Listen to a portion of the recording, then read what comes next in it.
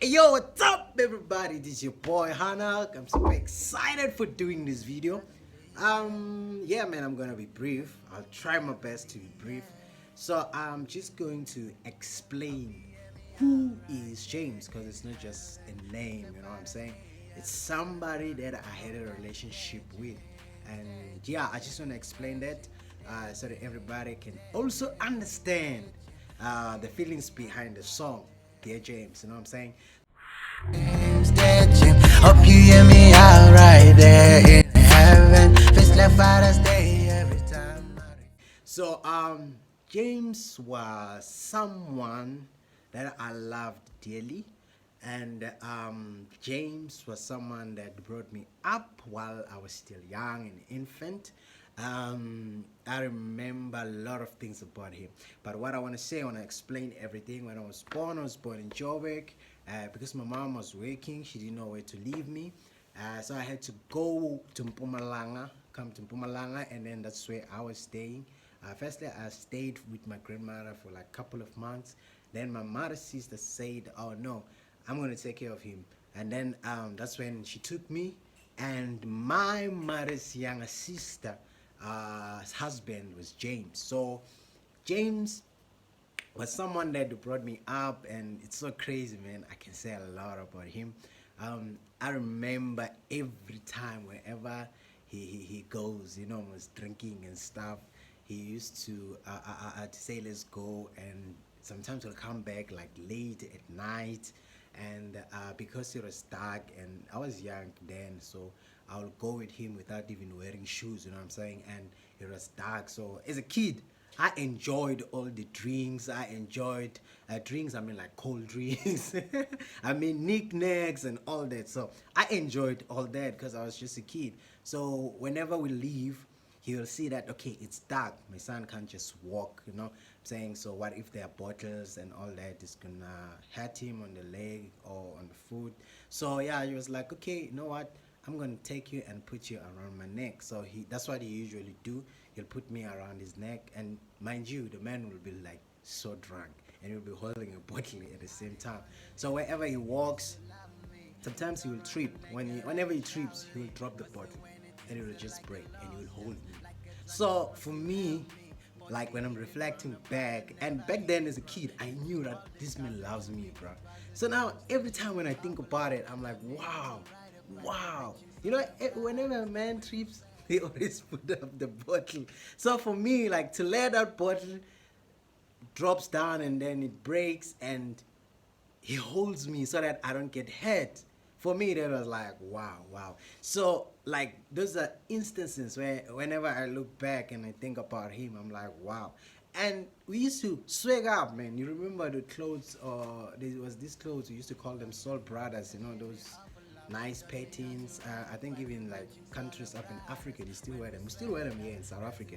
So it's one of those clothes. He used to swag up. He used to wear his and I wear mine, man. And then whenever we're going out to town and stuff and we match. So like he was close, man. He was close to my heart. He was close to my heart.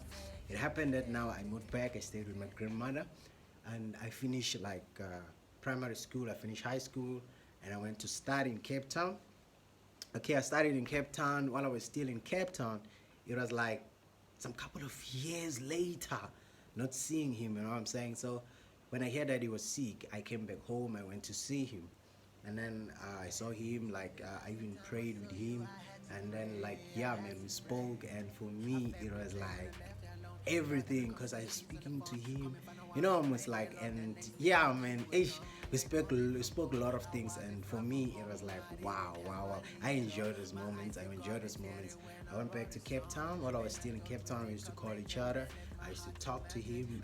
We talk about a lot of stuff, and he, even then, man, he was calling me Mfanawami, and for me, that was like, wow, wow, because he's the only father figure that I had in my life, someone who brought me up, and yeah, so I used to talk to him over the phone, and then one day I received a call, and they say that now he passed away. And mind you, that time my family didn't have anything, money.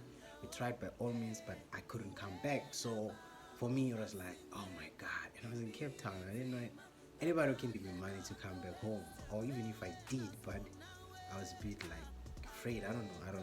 But yeah, I was still in university, and yeah, by then I didn't know a lot of people.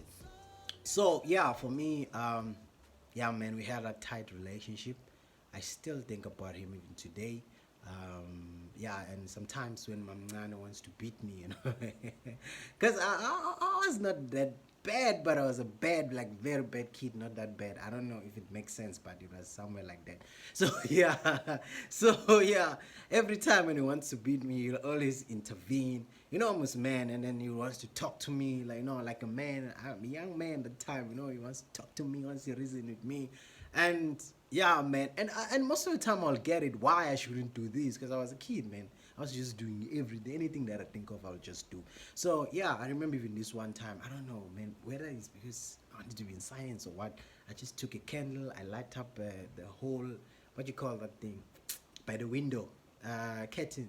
I light up the curtain, and when I light up, by that, okay, my uncle was watching soccer, and I lit up the curtain. And while it was burning, I went to the kitchen. I fetched a lot of water. And my uncle was like, what's happening with this guy? And then when he came in, he was like, damn. And then he came, he assisted me. The fire was off. And they were coming in then. And I was like, oh my God, I'm going to be beaten. So, and he intervened. And he was like reasoning with me. And that time I can see my man is like bending to beat me. So, yeah, so there are a lot of instances. So for me, that's the only father figure I had as I was growing up, and that's why I was like, you know what, I'm gonna dedicate this song for him, for Father's Day, for Father's Month, because he's the only father that I had in my life, someone that I dearly loved. And yeah, man, unfortunately I never had like so much time to spend with him, but I'm glad that I spoke to him on his last days. And unfortunately God always has a plan for each and every one of us. So yeah, that's my own James, you know what I'm saying? And you might be having your own James. I would like to say celebrate them while they're still alive, you know what I'm saying?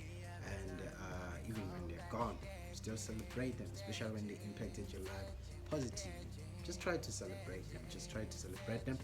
This is your boy Hanoch. If you want the song, it's on all digital platforms. You can search Hanoch, J James. You know what I'm saying? Peace. This is your boy. Love you so much. Away. James, that James.